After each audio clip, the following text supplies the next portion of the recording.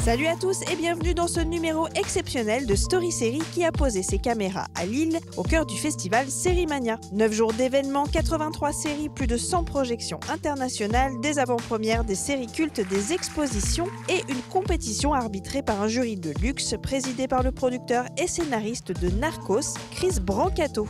Tous étaient présents pour la soirée d'ouverture dont le tapis rouge fourmillait de VIP fans de séries auxquels nous avons demandé quel personnage les avait le plus marqués. Oh là, c'est une grande question, il y en a plein. Je pense le commissaire Valentin dans Les Brigades du Tigre. Brian Cox.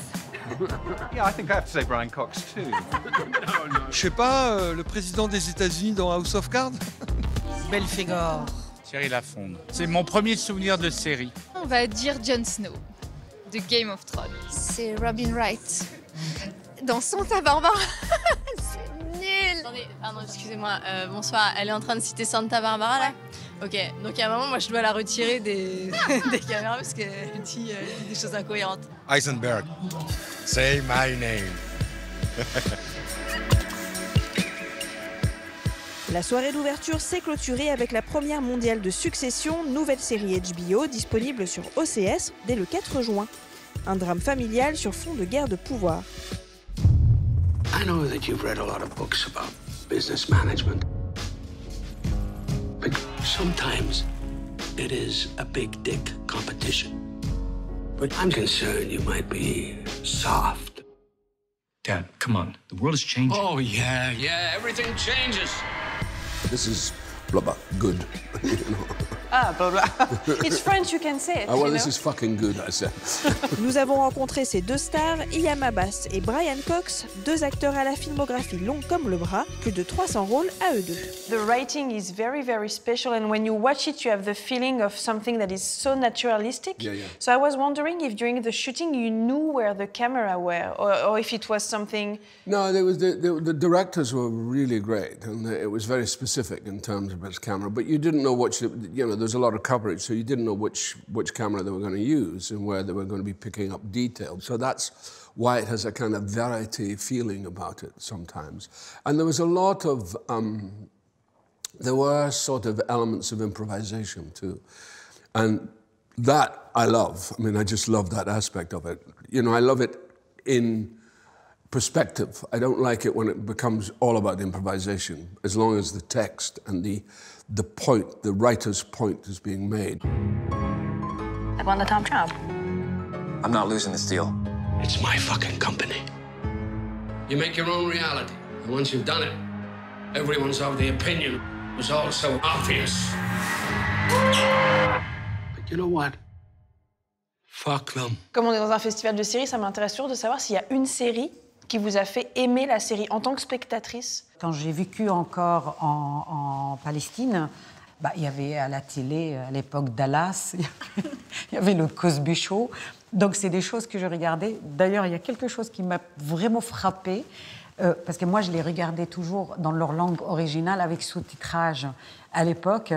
Et quand je suis arrivée en France, ça m'était très difficile d'accepter que ces voix devenaient des voix françaises. Ça m'a vraiment, mais vraiment, ça m'a presque, des fois, poussé à couper la télé. C'était insupportable, quoi. The show that I really was shocked that I really liked was The Crown. Yes. You know, I mean, and I thought, wow, this is a great show. And I was so resistant to The Crown for all my own prejudices, because I have so many prejudices about that system, you know, that feudal system of the UK, you know, which is why I'm a Scot, and I find it very hard to adjust to anyway. But when I couldn't switch The Crown off. I did that thing of, you know, when you watch it all. Binge-watched? Yeah, I binge-watched it. It's also part of my history. It's kind of what I grew up with. So I kind of could see how my situation was manipulated by events that I had no control over whatsoever. So it also made me resentful at the same time of these ideas that, you know, the ideas of monarchy, and which I'm completely ill at odds with. But from a dramatic point of view, it's great drama. It was wonderful meeting you. I could have talked to you for 4 hours. All right, Sharon. Thank you very much. All the best. Au revoir. Merci tout le monde. Au revoir.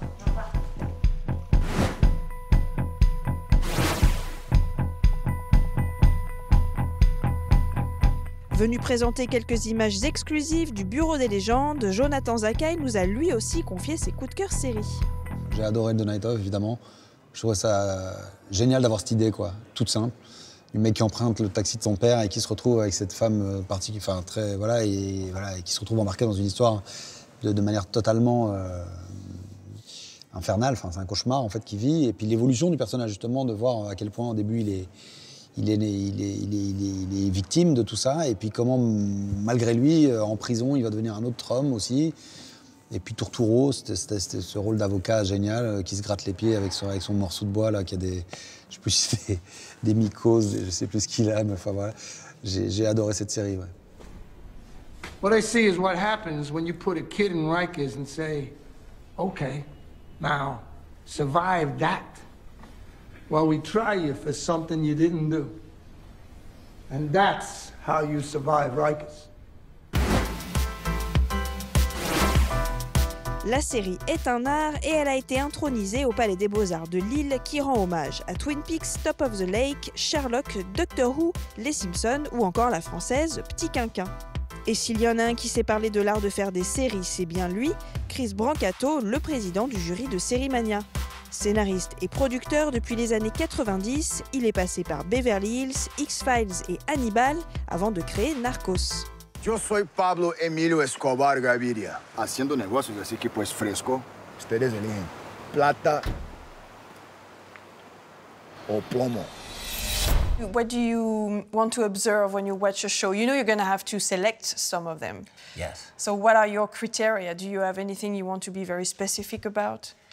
Well, the first thing is, are we entertained? Are we dying to see the next episode? And then once we've seen a second episode, are we dying to see the third? And then there are a number of other criterion that I think we will use, like originality, how relevant the show is in the larger scheme of things. As my jury and I start to talk, we will start to get other criterion as well to make a final decision. Is there one show that might have made you want to make television? Yes, I mean, The Twilight Zone. Yeah. Very, you know, when I was a child, you would see reruns of The Twilight Zone, and it was so special, and it managed to, you know, be an enormously popular show in the United States, and was deep and intellectual, and it was an anthology. It was a different story every week. And somehow Rod Serling, the genius of Rod Serling, was that he was able to like go deep into cable themes, but also do it in a way that didn't offend the censors. And I can't say it inspired me to become a television writer. That was a number of different things, including being broke.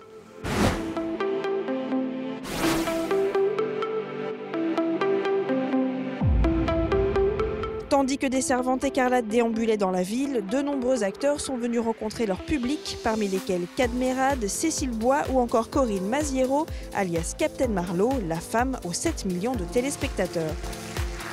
Ça fait quoi d'être d'un seul coup au cœur du plus grand festival de séries et l'héroïne la plus populaire pour le public?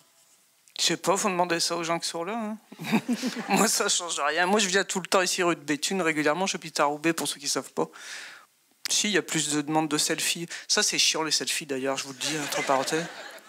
Quand on sort de chez le dentiste ou chez le gynéco, qu'on demande de faire un selfie, on n'a pas été à ça, je vous le dis, parenthèse. Mais bon. Mais c'est super, hein, d'avoir de l'amour comme ça, quoi. C'est pas facile à partager, mais ouais, c'est super.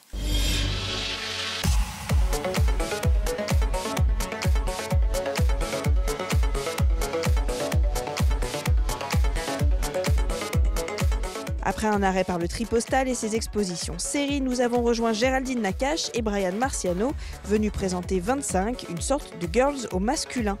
L'occasion de parler de leur série préférée.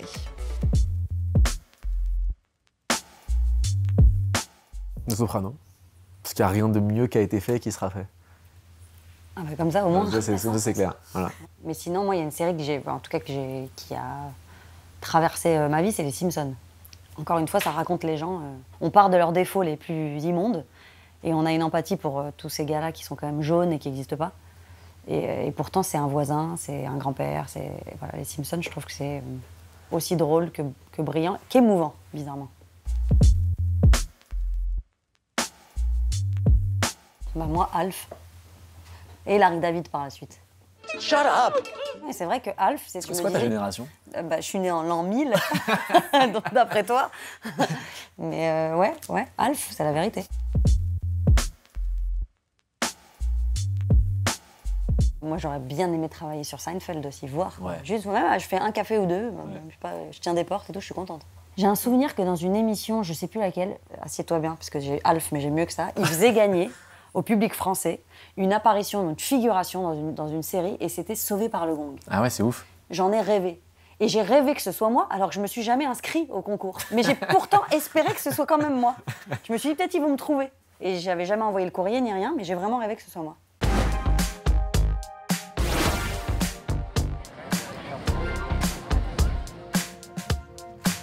Série Mania, c'est aussi l'occasion de comprendre les métiers de ceux qui font les séries. Le réalisateur star de HBO, Jérémy Podesva, était présent pour raconter les secrets de fabrication de Game of Thrones ou encore Boardwalk Empire. Are you surprised when you do masterclasses and you meet the audience of how many questions they have? I mean, it's a technical job, director, and still people, want to know, they're curious. I mean, for some people, it's a professional interest, like they think about maybe doing it themselves. And for other people, it's just very exotic to them that, you're not a doctor or a lawyer or you don't work in a shop or something, and you do something that seems very exciting to people. So there's a natural fascination and curiosity about the whole thing.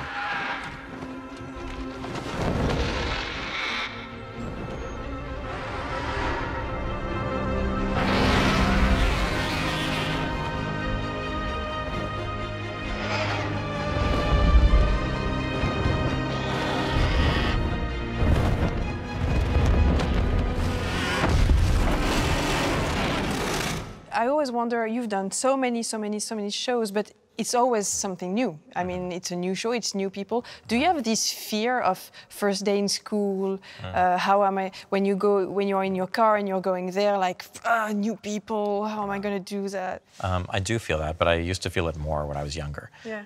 And especially, I started doing this quite young. And when I started to direct, I looked even younger than I was.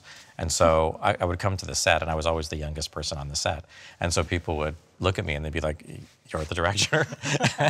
And then I really felt like I had to prove something because I looked like a kid, and I don't anymore. And so that's changed. But yeah, part of my kind of like worry about those things was really just about, people taking me seriously. Yeah. But, the first day of school thing still happens sometimes, but, I've been through it so many times that I kind of enjoy it. Like it's like a fresh opportunity. You're working with a whole new interesting group of people, and I'm excited to work on these shows and meet these people and actors I've always admired, and then there they are. And, it's not so much scary, it's kind of fun and exciting, really. Après Jérémy Podesva, un autre invité d'honneur, le grand patron Carlton Cuse. Le co-showrunner de Lost, producteur de Bates Motel, The Strain ou encore Jack Ryan s'étonne encore de l'essor incroyable des séries. Are you surprised to see that this kind of festival exists where you have 50,000 people coming to see TV series for the whole day and seeing masterclasses and stuff like that? Yes, I am surprised.